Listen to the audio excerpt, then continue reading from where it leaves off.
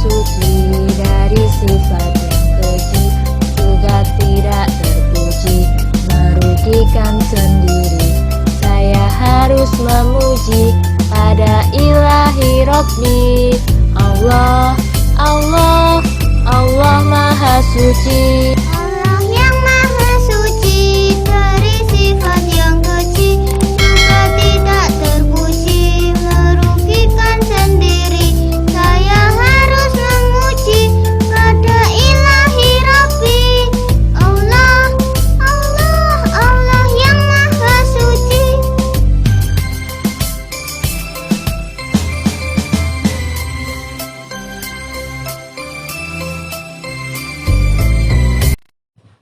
Assalamualaikum warahmatullahi wabarakatuh.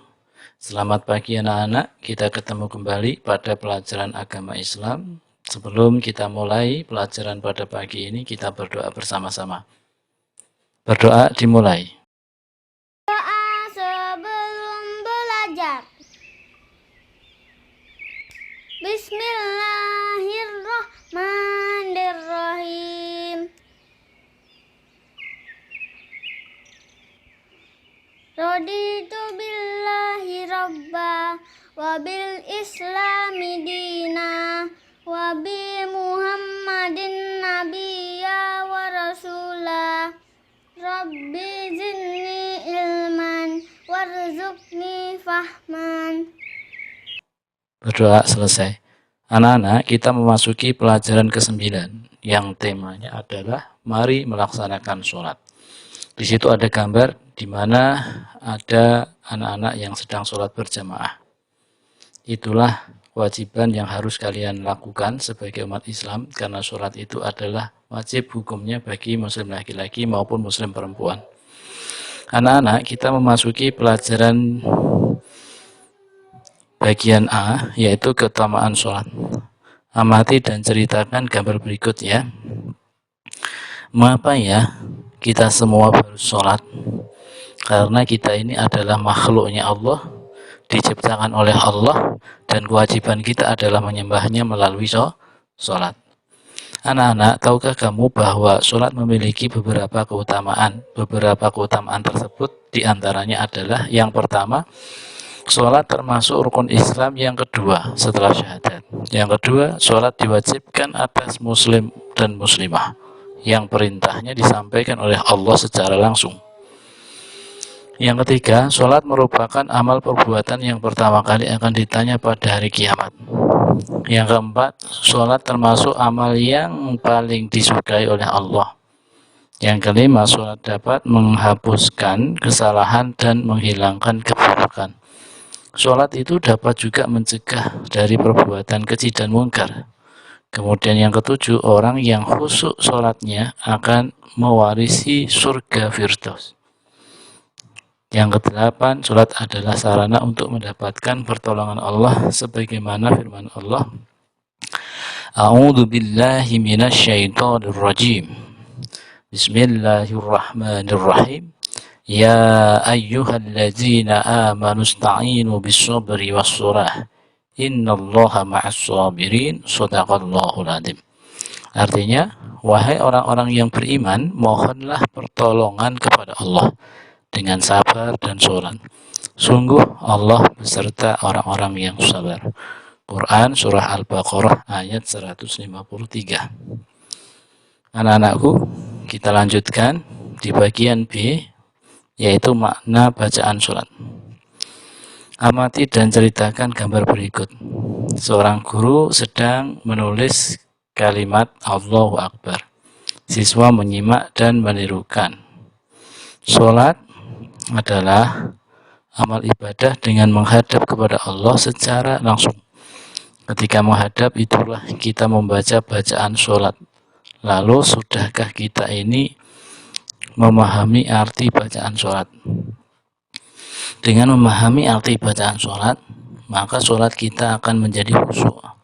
Hati kita, pikiran kita bisa lebih konsentrasi, sehingga ibadah sholat akan membekas dan pengaruh terhadap tingkah laku kita. Ayo kita berusaha untuk tidak meninggalkan sholat. Anak-anak, di bagian C adalah perilaku yang mencerminkan pemahaman ibadah sholat. Amati pada gambar tersebut, yaitu seorang siswa sedang berjamaah atau menunaikan sholat berjamaah, di mana di situ ada imam dan di situ ada makmum. 1. Kebajikan terhadap sesama. Bagian A melatih kekompakan. Sholat fardu lebih baik dikerjakan secara berjamaah karena utama dan pahalanya lebih banyak. Pada saat sholat berjamaah akan terlihat kompak. Seorang imam sebelum memulai sholat lalu memperhatikan kesiapan makmumnya, sof-sof yang harus disusun secara rapi, lurus dan rapat di antara para makmum. Selanjutnya imam memulai sholat dan diikuti oleh makmumnya hingga selesai gerakan sholat. Imam dan makmum selalu kompak. B. Mematuhi perintah ketua kelompok. Dalam sholat berjamaah, imam selalu diikuti oleh makmumnya. Takbir, rukuk, sujud, tasyahud, dan gerakan imam lainnya selalu dipatuhi makmumnya. Sepanjang sholat imam benar, maka harus diikuti makmumnya. Makmum tidak boleh mendahului gerakan imamnya. Melaksanakan sholat berjamaah dapat dijadikan teladan imam sholat. Sama dengan ketua kelompok, perilaku ketua kelompok harus benar dan baik agar dapat diikuti oleh anggotanya. Anggota kelompok harus patuh kepada ketuanya. C. Tidak marah bila dinasihati. Imam sholat harus mau diberitahu kesalahannya. Makmum sholat juga harus mau dan berani memberitahu kesalahan imamnya. Ketika gerakan imam salah, makmum berucap subhanallah. Ketika bacaan imam salah atau lupa, makmum harus membetulkannya. Semua tindakan imam dan makmum tersebut hanya untuk kebenaran dan diikhlaskan karena Allah semata. Begitu pula ketika bekerja atau bermain bersama. Kita tidak boleh gampang marah. Kita harus saling menasihati. Semua itu dilakukan untuk kebenaran dan karena Allah semata. Kemudian yang D, suka mengirimkan salam dan mendoakan teman. Setiap sholat selalu diakhiri dengan ucapan salam. Salam adalah ucapan untuk keselamatan, rahmatan dan keberkahan bagi orang lain. Dengan demikian, sholat mengajarkan kita untuk saling memberikan salam sesama teman. Apalagi salam juga bisa bermanfaat untuk mendoakan teman. Dengan saling memberikan salam, mendoakan, kamu akan bertambah akrab dengan teman-teman. Kemudian E, yaitu menepati janji. Orang yang sholat atau terbiasa sholat di awal waktu akan pandai mengatur waktu. Ia tidak suka menunda-nunda waktu sholat. Seperti ia sudah punya janji kepada Allah untuk menjumpainya pada awal waktu sholat. Dengan demikian, orang yang terbiasa sholat tepat pada waktunya akan selalu menepati janji-janjinya kepada sesamanya. F. Memupuk rasa solidaritas. Sholat diwajibkan bagi setiap muslim tanpa adanya pembedaan kaya, miskin, laki-laki, wanita, pejabat, rakyat jelata, pintar, bodoh, mukmin, safar, sehat, atau yang sakit sekalipun. Bahkan tidak ada pembedaan atau pengkhususan sof-sof sholat di dalam masjid. Bagi yang datang duluan boleh menempati sof yang terdepan. Ajaran sholat yang demikian itu dapat memupuk rasa solidaritas. Semua jamaah menyatu dalam perasaan, hati, dan pikiran yang sama. Mereka saling bertemu dan menyapa. Akhirnya mereka dapat saling membantu dalam kebaikan. D. Pengalaman sholat di rumah dan di masjid. 1. Pengalaman sholat di rumah. Hai teman, bagaimana sholatmu? Ayo kita ceritakan dan tuliskan pengalamanmu saat kamu sholat di rumah. Pengalaman yang dapat kamu ceritakan dan tuliskan yang berhubungan dengan hal berikut. 1. Apakah kamu sudah rajin melaksanakan sholat? Yang kedua, sholat apa saja yang biasa kamu lakukan di rumah? Ya, sholat 5 waktu ya tentunya. Yang ketiga, apakah kamu sholat sendirian? Ya, kadang sendirian, kadang bersama ibu atau ayah atau adik.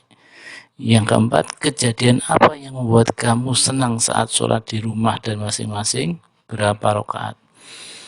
Kemudian yang kelima, kejadian apalagi yang membuat kamu berkesan saat sholat di rumah? Dua, pengalaman sholat di masjid. Selain di rumah, kamu dapat melakukan sholat di masjid. Orang yang senantiasa sholat di masjid akan mendapatkan keutamaan dari Allah Subhanahu wa Ta'ala. Nabi Shallallahu Alaihi Wasallam bersabda, 7 golongan yang Allah akan menaungi mereka pada suatu hari kiamat yang tidak ada naungan kecuali naungannya. Di antaranya seorang penguasa yang adil, pemuda yang dibesarkan dalam ketaatan kepada Rabb-nya, seseorang yang hatinya selalu terpaut dengan masjid. Hadis yang diriwayatkan oleh Bukhari. Anak-anakku, selanjutnya adalah kita akan menyanyikan tentang sholat. Ayo sholat. Lagu nadanya naik-naik ke puncak gunung. Kita dengarkan bersama-sama.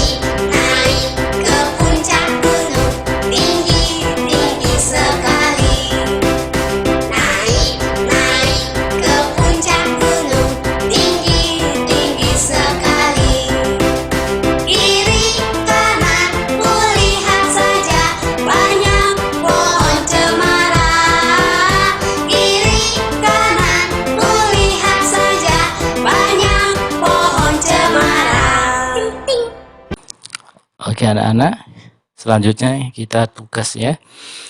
Jawablah pertanyaan-pertanyaan berikut dengan jelas.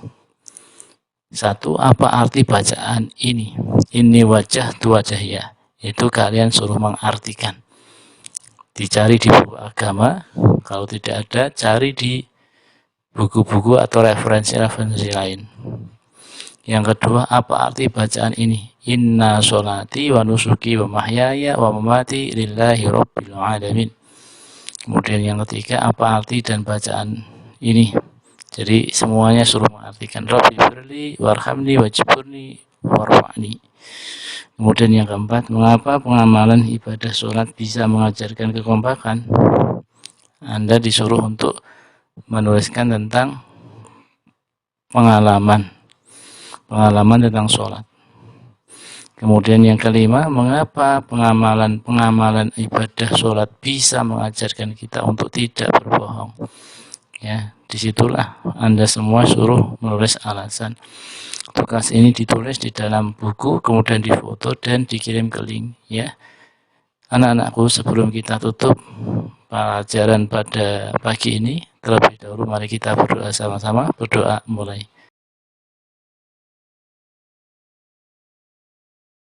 بسم الله الرحمن الرحيم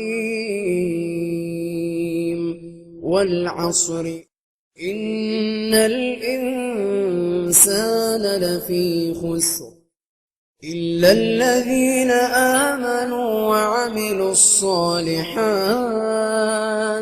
وتواصوا بالحق وتواصوا بالصبر. Sampai jumpa di pertemuan yang akan datang. Wassalamualaikum warahmatullahi wabarakatuh.